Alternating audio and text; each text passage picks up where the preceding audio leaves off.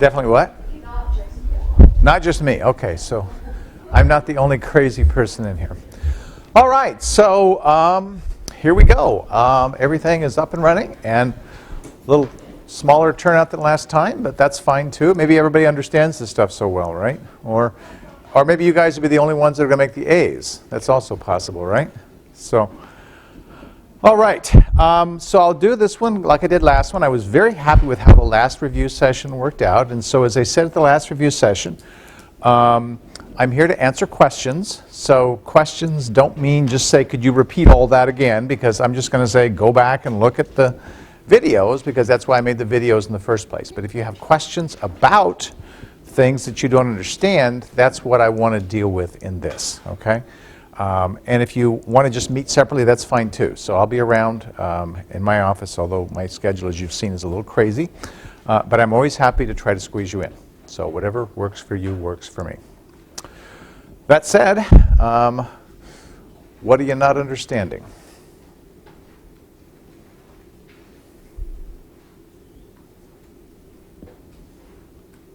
Yes? So going back to fatty acid metabolism, Yeah.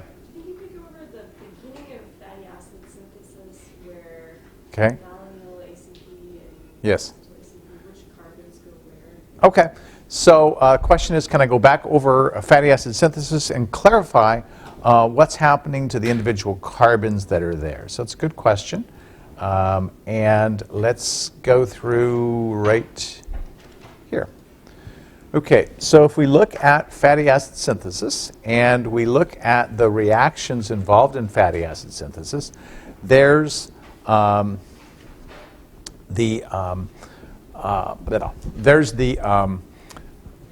reactions, okay?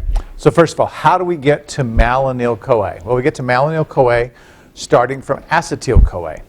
Acetyl-CoA plus a carboxyl in the form of a carbon dioxide yields malonyl-CoA, and that's the reaction that's catalyzed by the only regulated enzyme of fatty acid synthesis. That's acetyl-CoA carboxylase. So acetyl-CoA carboxylase is responsible for making, I'm going to get my pointer over here, it's responsible for making this guy. That's where we got that from. Now the process requires both an acetyl-CoA that hasn't been modified as well as an acetyl-CoA that has been modified. The modification is what gave us the malonyl-CoA. Okay? Now, her question had to do with which carbons end up where, right? Okay. So I'll tell you here, okay, so that you understand. But what's happening is that this is what's going to be the, when we're done with the reaction, we're going to get a 4-carbon molecule. This is a 2-carbon molecule. This 2-carbon molecule is going to join onto there, and you're going to lose the carbon dioxide. So the incoming new carbons are coming from the malonyl group. The existing ones are the ones that are getting tacked onto it. Okay? So let's just go through the reactions and see that. Hi. Okay? So if we go through the reactions, all right, so we have next reaction. Here we have the ACP that is splitting out. Okay? And we've now made that 4-carbon intermediate. Okay? That 4-carbon intermediate has 2 carbons here and 2 carbons I'm sorry, I said it backwards myself. These 2 carbons are what make these 2 carbons, and these 2 carbons are what are these 2 carbons. Okay? I'm not going to ask you to do that because I didn't tell you that in the class. Okay? But so you know, because you asked the question, that's why I'm telling you. Okay? So we could make this very complicated, and we could say, well, which carbon ends up where? And I could make you memorize that. Okay? But I don't think that you would know anything more than you know if you understand what the pathway is doing. You're adding 2 carbons at a time, and you repeat. And you add 2 carbons at a time, and you repeat. What are the intermediates you've got to have? You've got to have ACP intermediates. What is the adding group? The adding group is a malonyl-CoA. And 2 carbons come from a malonyl-CoA every time, even though you started with 3. One of them goes off as CO2. Does that help? Yeah, just a follow-up question. I think in the highlights are referred to which end of the chain the new carbons add to as it gets longer. Yeah. And I think it said the carboxyl end, but Well, this is the carboxyl end. right. But don't they add to the other end? So this is adding on to here, yes? And that leaves you with this. This has to go on to here because you have to have something that's kicking out the carbon dioxide. But so then the piece on the right is the thing that would eventually get longer, right? Well, this will get reduced, yes. You'll pull out water. You will so you'll add hydrogens to it and electrons, and then you'll have something that looks just like this, except for it's now got no double bond oxygen. It's just all that. Then that will come back around. So that will be the equivalent of this thing. So the incoming carbons are coming from right here. That's the newest ones at the carboxyl end. Okay?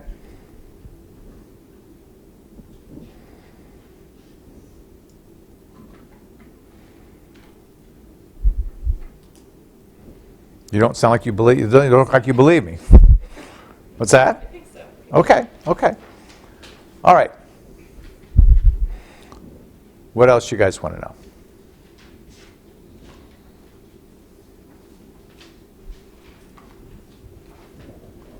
This thing's long enough I could beat people with it, you know? Whack, whack, whack, whack-a-mole. Yes? Can you go over again the thymidine nucleotides, like the overall pathway? Okay, so what do you not understand? I know that like NPK Mm-hmm. is part of it, but what exactly does DTMP do in that pathway again? Okay. So the question is, in nucleotide metabolism, when we talk about thymidine metabolism, what's the role of DTMP? All right. So that's up here. And when we look at thymidine metabolism, you're probably talking about this figure right here. Okay. Well, all this is showing is the overall pathway that's taking you from the starting material UDP, right? And it is getting reduced through action of ribonucleotide reductase, that's RNR. And what's RNR doing? Well, it's pulling off that oxygen at position number 2. That's the reduction, loss of an oxygen. Okay. This guy's going from a diphosphate to a triphosphate, and a couple people have asked me, well, why in the world do you go to a triphosphate? And the answer is because this stuff is everywhere. Okay? And it's hard to just stop one reaction because remember, this enzyme works on a whole bunch of stuff, right? So rather than fight that, it just says, okay, go ahead and make it a triphosphate. But once it's a triphosphate, we're going to break it down to a monophosphate. Means we have to clip 2 carbons off of it. And yes, that costs energy. But it's probably less than we would have to do if we had to figure out a way to block this guy. If we block this guy, we might be blocking things we don't want to block. Right? Okay. We've got the monophosphate. The monophosphate is what we actually need to make the DTMP. And that's where we put the methyl group on here. I'll show you the reaction in a second. That's where we put the methyl group on to make this guy. And then everything else is just like the other nucleotides that you've seen. AMP went to ADP. That meant putting on a phosphate onto the monophosphate. What enzyme catalyzed that? What's that? AMP kinase. Every monophosphate has its own kinase. GMP has GMP kinase. Okay? This guy has DTMP kinase, right? So every monophosphate has its own kinase, and every diphosphate uses NDPK. So now you've made the triphosphate. Okay? Now, I like that schematic right there. It's a nice linear schematic showing that thing. This shows the actual reactions that are occurring. And the actual reactions are taking this monophosphate DUMP and making this monophosphate DTMP, and the only difference is right there, that methyl group. That methyl group is coming from this folate. And no, I don't care that you memorize the name of the folate. It's a folate. When you get looking at folates, there's about 6 of them, and they all have mouthful names, and knowing the name doesn't really tell you anything more than knowing the folate donates a single carbon. And in this case, the single carbon is a methyl group. The other thing worth knowing here is that the dihydrofolate is what's left off the folate after you do that. And yes, dihydrofolate you should know, because dihydrofolate has to be recycled, and that's what takes the enzyme dihydrofolate reductase.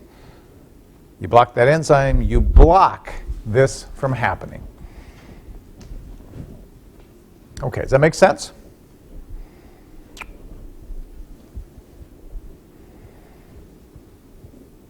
Yes? So going back to R and R. Yep. With The previous figure you're talking about. Yeah. Yep. Okay. The activity site on the R1. Okay. Is it fair to just think of that as the on-off switch, or does it? Okay. So good question. Yeah. So the R&R, when we look at the R&R, the activity site. So here's the regulation of it right here. Okay. And the question is it fair to, this is the activity site, is it fair to call this the on-off switch? Absolutely. That's the way I think about it. Okay. There's the on, there's the off. And if you recall, when I showed that in class, these two were flipped. Unfortunately, I have obviously fixed that, so they're now properly showing activation and inactivation, and this is the correct figure. Okay? But on with ATP, off with DATP. Why is that important? It's important because ATP is an energy source. Cell's got plenty of energy. Hey, it's okay to go make whoopee, right? Because I can make nucleotides. If I don't have enough ATP, I don't turn this guy on. Nothing's going to happen. Got to build up my ATP stores before I do that. If I have too much DATP, DATP is an indicator of deoxyribonucleotides. I don't want to have too many of those, surprisingly enough. Because even if I have the right proportions, if I have too many of each of them, I will have mutation. So this shuts off their synthesis until those guys get used up. Okay? Activity site, substrate specificity site. I said you're not going to memorize those going to that. The general patterns are that if you look at the purines, they favor the binding of pyrimidines. If you look at the pyrimidines, all right, you see they favor the binding of a purine. And the only exception to that rule is right here and this guy. And we're not going to really deal with that. I'm not going to ask you a question about it. There's one hint about the exam, right? I already said that in class anyway. Okay, so make sense? Answer your question? You had a question over here. Was that your question? Okay, other questions? How are you guys feeling about this compared to the last exam? Better, worse, anxious, nervous, happy, drugged? Better? Good? Okay. Is better the consensus or not? No? Okay, that's fine. That's why I asked the question. I just think I understand the way you test now. Okay. Like I've already seen it pretty Okay. Good. Well, I hope I test on the material, so.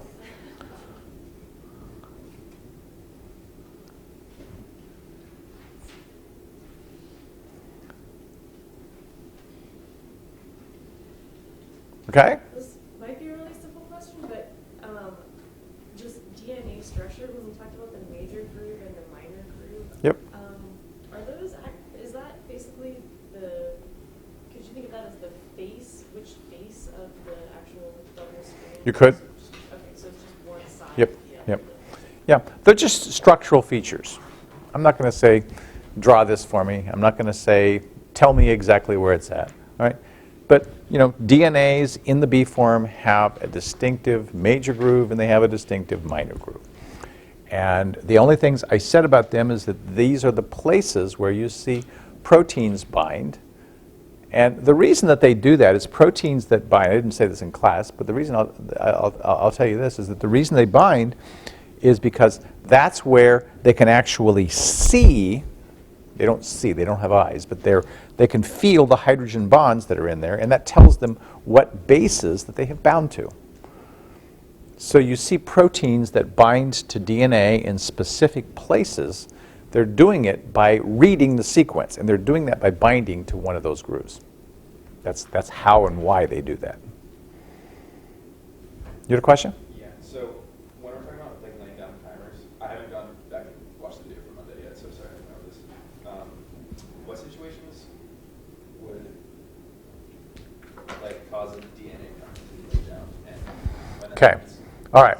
So good question. Good point of confusion, actually. All right. So when do you have DNA primers in DNA replication, and when do you have RNA primers in DNA replication? All right. Very simple answer. You'll like this. You always have RNA primers when it's in the cell. Always.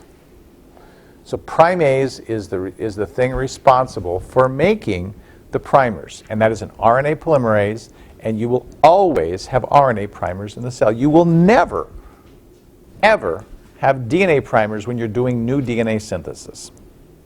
Okay? Now, you have DNA primers when you artificially make them for processes like PCR. Okay? That's the distinction. Okay? Yes? So PCR is a reaction. It's a laboratory test tube reaction. You don't have that going on. Well, I'm going to answer your question here with this. This actually gives me a chance to say something I haven't had a chance. I used to give a small talk on a process I discovered in my PhD work. So what I discovered in my PhD work was that our cells, relating to your question, actually when they get infected by a virus called adenovirus, go through a replication process that's very much like PCR. Okay? It's very much like PCR.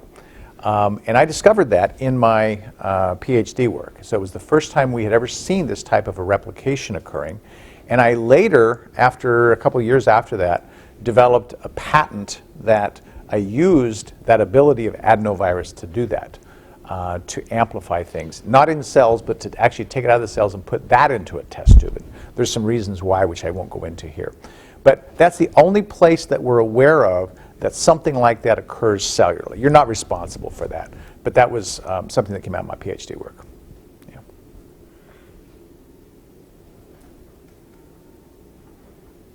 Yeah. I'm just curious about the third repair method, DNA Okay. mismatch. Okay. DNA mismatch repair. You talked about methylase. Okay, I talked about methylase. Should I bring up the figure? Yes. Okay, let's bring up the figure so everybody can see what we're talking about. And so, here, and replication repair right there. And you're talking about mismatch repair, and you're talking about, by the way, I noticed today I didn't do measuring mutation. You're not responsible for that. I'll put that on the final exam. It's a cool technology. It's a real cool, I'll show you that tomorrow, but you're not responsible for that till then. Okay, so you're talking about this figure right here, I think, right? Yes. Okay, so if a cell goes through and says, I found a bulge. Hello, Houston, I found a bulge. And the bulge, well, it's not shown on here. The bulge is on the previous slide. But the bulge arises because, let's say I've got a G paired next to an A. Okay? Or I think the one that's on there is a G paired next to a T. But it doesn't really matter. You have something that's mispaired. That causes a bulge. The cell looks at it and says, that's not a uracil. So it wasn't a cytosine deamination, which is what you would have for base excision, right? So that's out. right? It's not a big DNA adduct in there. It's not a thymine dimer, so nucleotide excision repair is out. So the only thing that's left to repair this is the mismatch repair system. With the mismatch repair system, the cell has a bit of a dilemma. And the dilemma that the cell has is which strand has the mutation? Don't know. Is it the top strand or is it the bottom strand? Okay. If the cell says that the mutation was the G, then it repairs the G, it's going to put an A in there. And what's happened is if T was the problem, now you've actually incorporated the mutation. Half the time you're going to be wrong, half the time you're going to be right. That's flipping a coin. So the cell needs to know which strand has the mutation. And that's where the GATC methylase comes into play. So that's the next slide. Let me show you that. Okay. Here's the GATC methylase. All right? So we're looking at a piece of DNA in E. coli. The piece of DNA in E. coli has the sequence GATC about once every 260 nucleotides. That's true not just for E. coli, but essentially any DNA, unless it's really unusual in its composition. Okay?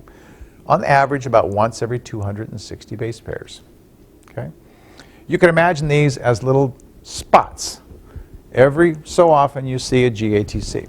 Well, every time E. coli has a GATC, it puts a methyl group on the A's, as you see here. And you'll notice GATC on the bottom strand reads the same as the top, just in the other direction. So whenever it methylates this, it also methylates this. So when we start out, we've got both of these guys here. Because this has long ago been replicated. The cell has already gone through this long ago. And it looks at this and says, okay, both of those are parental strands. Because they're both going to be used as templates for the next round of replication. One going here and one going here. When the next round of replication occurs, replication, the DNA polymerase isn't what puts the methyl groups on, it's another enzyme. It's called a methylase. So DNA replication proceeds, the DNA polymerase puts GATC in there, but now you can see there's a difference between the top strand and the bottom strand, right? You can see that difference, right? Well, what if the DNA polymerase made its error right there? That's where it put in the T instead of a C, right? What's happened is the DNA polymerase has made, sorry? Is that somebody outside? Oh, okay. So, I'm hearing things. It made its error right here, but now the cell has an indicator which strand is the new strand, because it's the new strand where the error is going to be made. How does it know? Well, it's got a system that binds to this and says, oh, the methyl's on that strand, so the new strand must be here. So this mismatch that's over here, we got to pick out this strand. Okay? And so with this system, the cell can tell which strand is the new one and therefore which one the error was made in. It's a really amazing thing. We have in our cells a slightly similar system, although we think it's actually quite a bit more complicated. We have a sequence of GC where the C gets methylated. And we think, although it's not even completely clear, we think that our cells use that as a way of determining the new strand. Okay? Does that answer your question? Okay. So what happens with the rest of the process? So what happens in the rest of the process is the cell identifies that this is the new strand.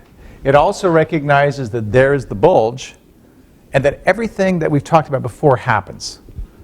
The excision of a short piece of the DNA occurs, polymerase fills in, and everybody's fine. So these different systems, they do use different enzymes for excising those strands, for excising those bases and so forth. But the basic process is the same. Identify it, cut out the piece that's got the problem, and then fill it in with polymerase.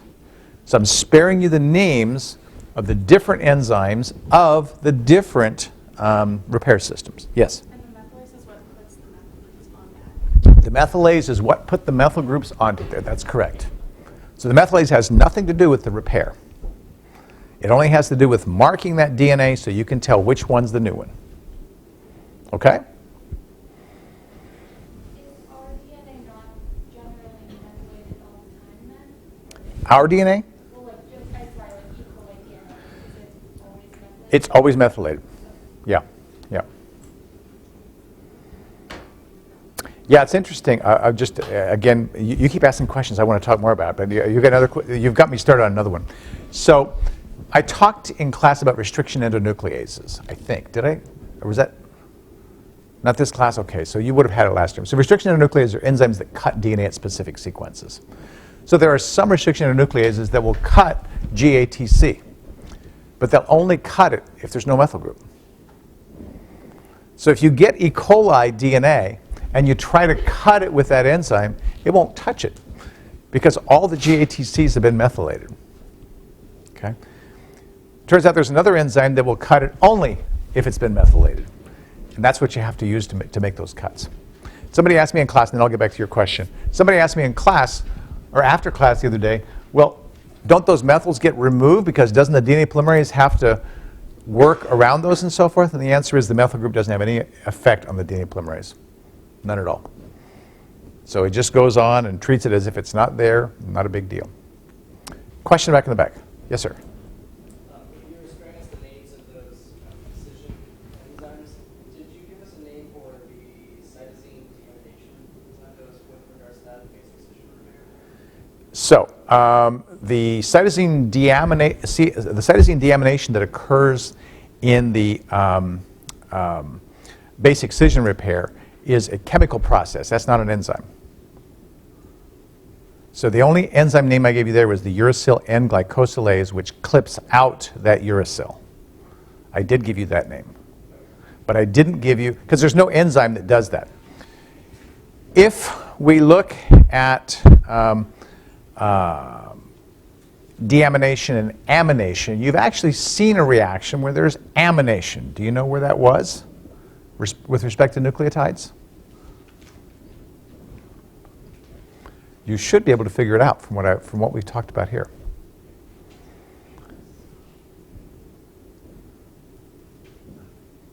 Do you want me to lead you through the logic? You don't want to do it yourself? It's the creation of what? The amination comes from the glutamine, glutamic acid, right, with the creation of cytosine. Not cytosine, but you're close. So it comes. So if you go from C to U, right? From C to U, that's a deamination. If you go from U to C, that's an amination. It's exactly the opposite. And where have you seen U to C? CTP synthase. CTP synthase converts UTP to CTP. Got it, Ahern. Okay? So look that up. You'll see. You're going from UTP to CTP. You're putting an amine on. It's the backwards of the spontaneous deamination of the cytosine. Yes? So in regards to like UV damage to DNA, if you have UV damage in terms of like dimers, Yep. photolase, Yep. Yep. that wouldn't be an excision repair, right? Because it's not Yeah, very good question. And I was not very clear on that when I talked about it in class. I clarified that in the highlights. If you've looked at today's highlights, I think you'll see that clarified. But you're exactly right. If photolyase does the thing, no excision repair is needed. Because photolyase will actually fix the dimer, and then there's no need to excise a piece of DNA. Okay? And I should have been clearer in that when I talked about it in class. But yes, you're exactly right. Photolyase is an amazing enzyme. Photolyase's ability to fix that using ultraviolet radiation is a really, it's one of the more interesting enzymes that's out there, I think.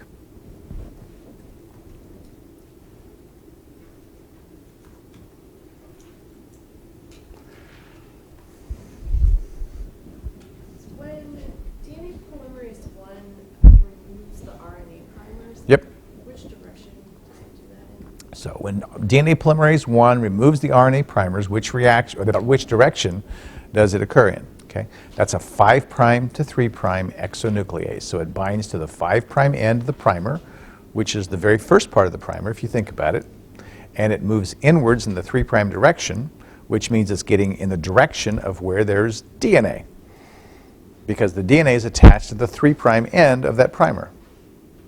That's how the replication starts. Okay, so the polymerase is a 5' to 3' exonuclease to remove the primer, and it's starting at the 5' end to do that.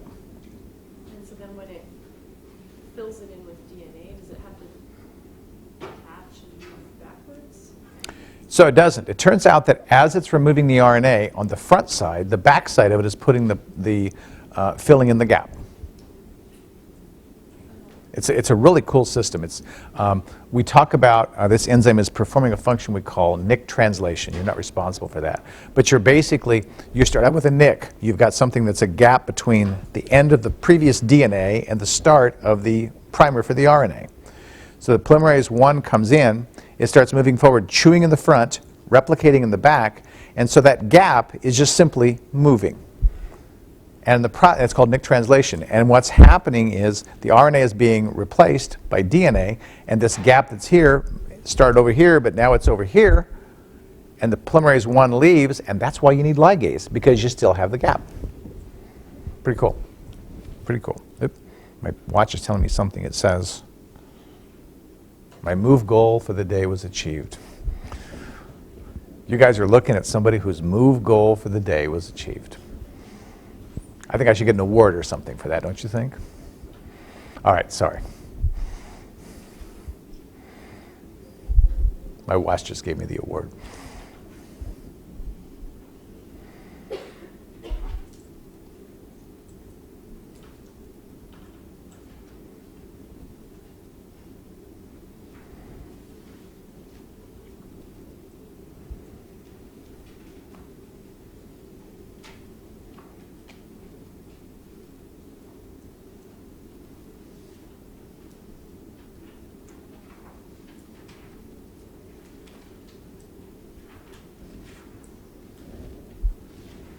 Yes? Explain single-strand binding proteins.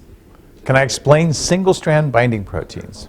Yeah, their function is actually very simple, and their function is basically their name, binding single strands of DNA.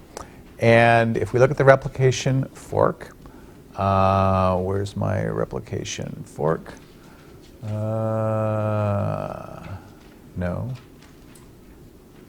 Where is it? Conservative. Other proteins. No? One below it? Yeah, there it is. Okay. So there's the replication fork, as complicated as it is. I had some videos on there. Has anybody looked at the videos of the DNA replication? Look at them. The process, when you look at it in semi-real time, is incredible. The orchestration that's going on to make this happen is amazing. But the single-strand binding proteins are right there, those little green circles, and their job is to protect that DNA from getting damaged. Because this DNA does not have a complement to fix. If it gets damaged, the cell doesn't have a way to do it, right? Or if it gets nicked. If it got nicked, this whole thing would fall off, in which case the cell would be hosed, because this is cellular DNA that it needs for functioning. So the sole function, I shouldn't say sole, but the primary function of the single-strand binding protein is to protect that single strand. The other function, which is probably relatively minor, is to assist the polymerases in what they do. So you can actually see that happening here a little bit. There's an interaction, and that helps the process. But that's relatively minor. Yeah? The sliding clamp part of DNA polymerase? Yep. Or is it just close to it? So the sliding clamp, it's a good question. So the question was, is the sliding clamp a part of DNA polymerase, or is it just close to it? It is not a part of the polymerase. It's a separate protein, but it binds the polymerase tightly, and because it binds it tightly, it's holding on to it, is the way I like to think about it. It does let go of it eventually, because you don't want it holding on there forever, or else your DNA polymerase would never come off of the DNA, and that needs to happen sometimes. So the clamp, like I said in class, has a little mechanism that looks like this. And so it goes like that to release and that to get a hold of stuff. And that's really all it does. In the meantime, you got the polymerase out here. And there's that releasing the polymerase is a different function. But being able to do this and this to grab the DNA and then this to let go of the DNA is an important function. And so that's what the beta clamp is doing. Okay?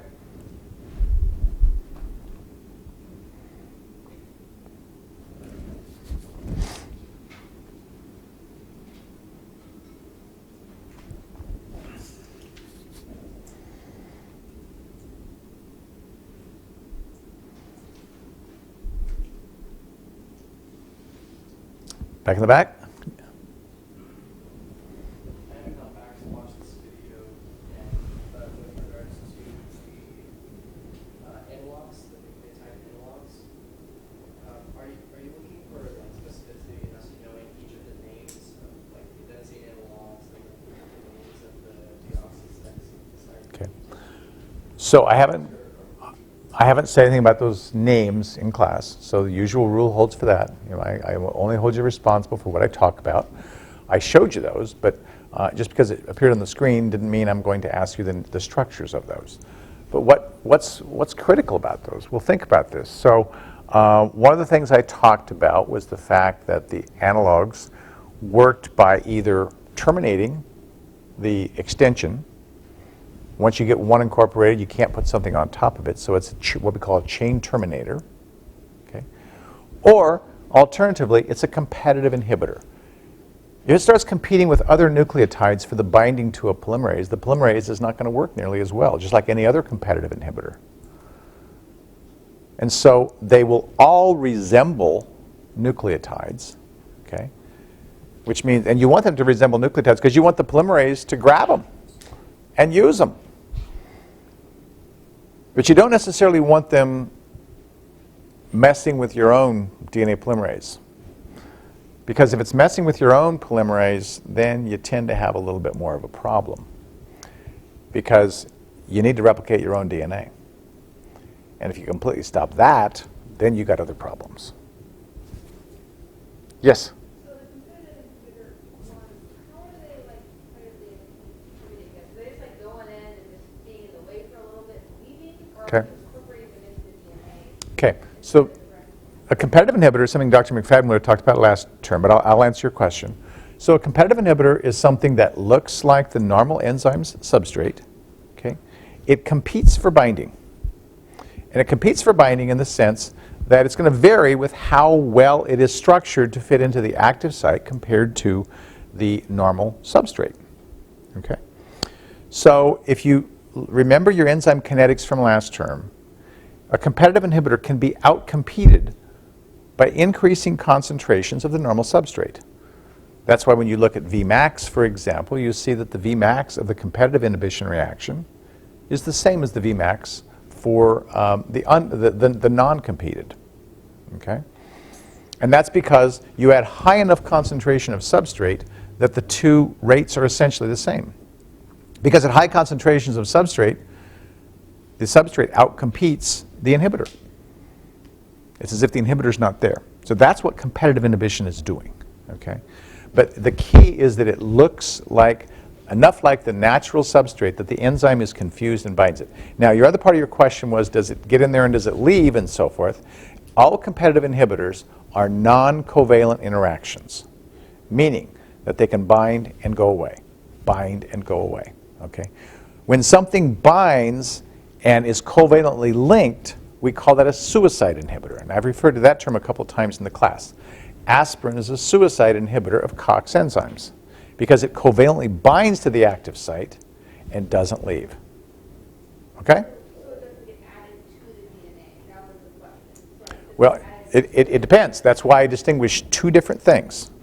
So one was the chain terminator. If it's a chain terminator, yeah, it got incorporated into the DNA and it forms the end of the 3' end of the nucleic acid, but nothing can be put onto it. So it not only got bound, but it got used by the enzyme. Okay? A competitive inhibitor isn't going to be incorporated. It's going to bind the enzyme, it's going to muck up the enzyme being able to do its business, but it's not going to be incorporated into the DNA. That's the distinction between the two. Okay?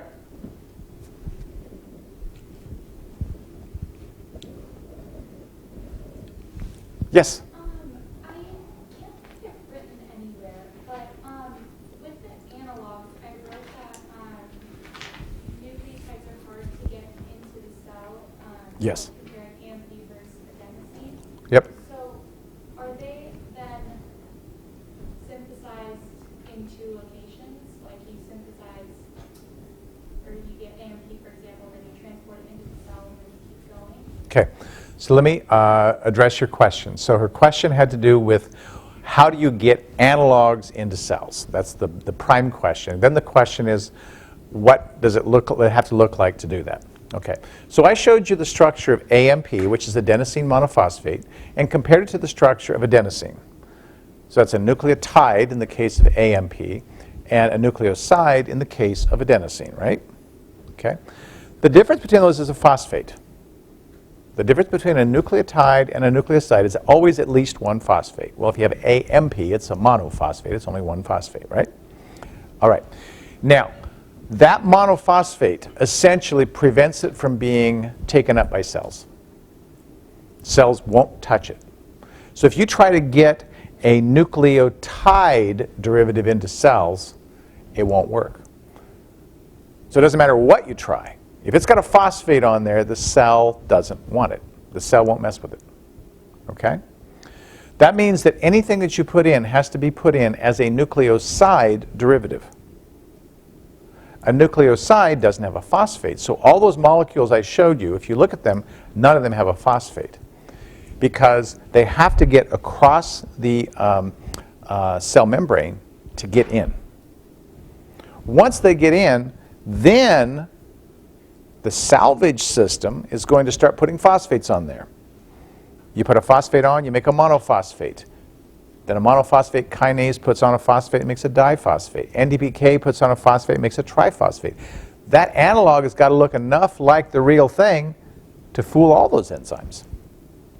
Had to fool the monophosphate kinase. Had to fool the NDPK. Okay? So that's why you see these things, for the most part, there's a couple of them that are weird, but for the most part, they look like a natural nucleoside. Make sense? Yeah. It's a pretty good science to get that in there. If you look at ones, and again, I didn't name any one specifically in class, but if you look at some of them like DDI, dideoxyinosine. Dideoxy, DD stands for dideoxy, meaning not only does it lack the 2' hydroxyl, which is what's normally for a deoxy, but it also lacks the 3' hydroxyl. And it's the lack or alteration of the 3' hydroxyl that prevents another nucleotide from being put onto it. Those are chain terminators because of that. And chain terminators are very powerful tools in blocking HIV because they seem to preferentially affect the HIV reverse transcriptase. I can't say it. They preferentially inhibit the reverse transcriptase in contrast to our own DNA polymerase. So that's why you see things like that used.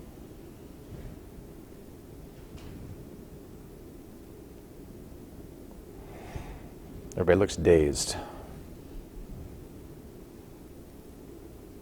You're not dazed?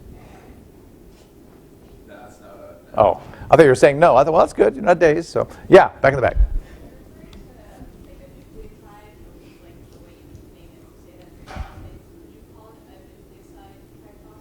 Yeah. So the question is, yeah, I'm sorry, go ahead. Can it be like nucleoside triphosphate or nucleoside? Correct. So if you said nucleotide triphosphate, it's actually redundant. Because a nucleotide says it's got to have a phosphate, and then you say a nucleotide triphosphate, that would mean it's got a phosphate and it's got a triphosphate, right? But if I said a nucleoside triphosphate, I have something that doesn't have a phosphate and I put 3 phosphates onto it, that describes what ATP is, for example. So that's why we call it a nucleoside triphosphate and not a nucleotide triphosphate. I didn't mention that in class, but you're right. Okay?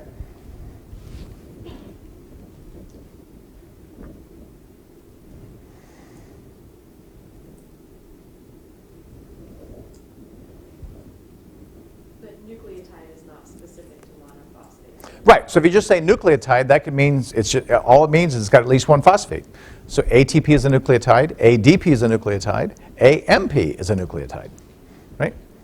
Yes? If you have a nucleotide diphosphate, would that be the same as or like a nucleotide? Or would that be the same as a nucleoside triphosphate? Well, I would not be, I just don't think you want to use that. For the very reason that you asked me that question, you don't know, right? I don't know, right? So I would not use that nomenclature. So calling something a nucleotide something phosphate is just not a good idea.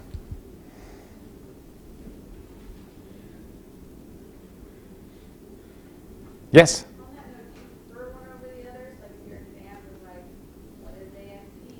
Would you prefer we said nucleoside monophosphate, or do you prefer we say nucleotide? That's actually a very good question. This gets down to the philosophy of taking an exam, right?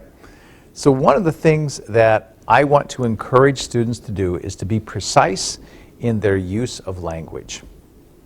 Because the more precise you are, the more you really show your knowledge. So if I said, what is AMP? Okay? The most precise answer you could give me would be that it's a nucleoside monophosphate. Because if you said it was a nucleotide, that isn't as precise, is it? Right? Now, to be honest with you, I'm not going to do that.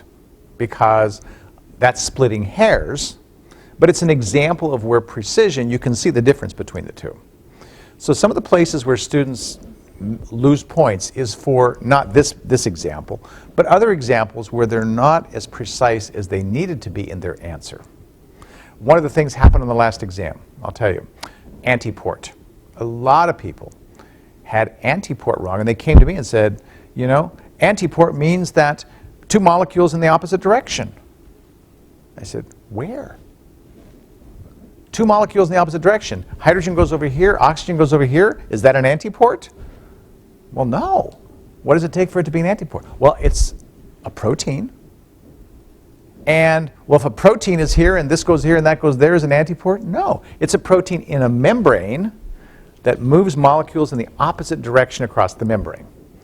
So if you just said it's two molecules in the opposite direction, or you just said it's a protein with two molecules in the opposite direction, you didn't get credit. Because what you said wasn't the accurate description of what was there. And we don't do that to be mean, okay? But it's important. I always say, think about how you would describe something to somebody who knew nothing about it. If I said, what's an antiport, and I don't know, I've never seen an antiport before in my life, I might think it's an airport, right? And you say it's two molecules in the opposite direction, it's not going to have any meaning for me. But if I draw it out and I show it and I describe that, then that's going to have some more real meaning for me. So that's an example of that. More than you wanted to know, probably.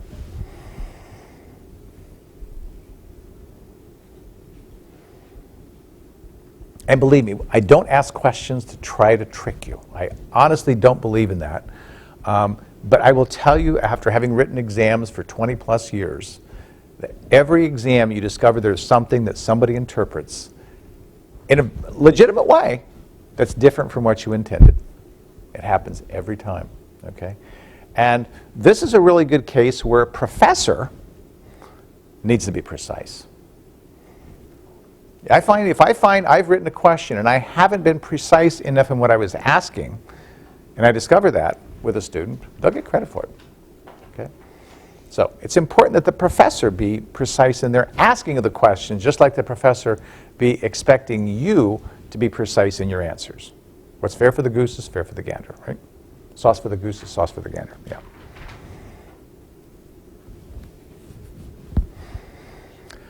Okay, I think you guys are out of questions. So why don't we call it a night? I will be in my office all day tomorrow. You've looked at my schedule. You'll see I'm busy. Come see me. I'll work you in somehow, okay? Thursday's a little dicier in the afternoon. So I'm not completely sure of my schedule, so I've left most of my afternoon free.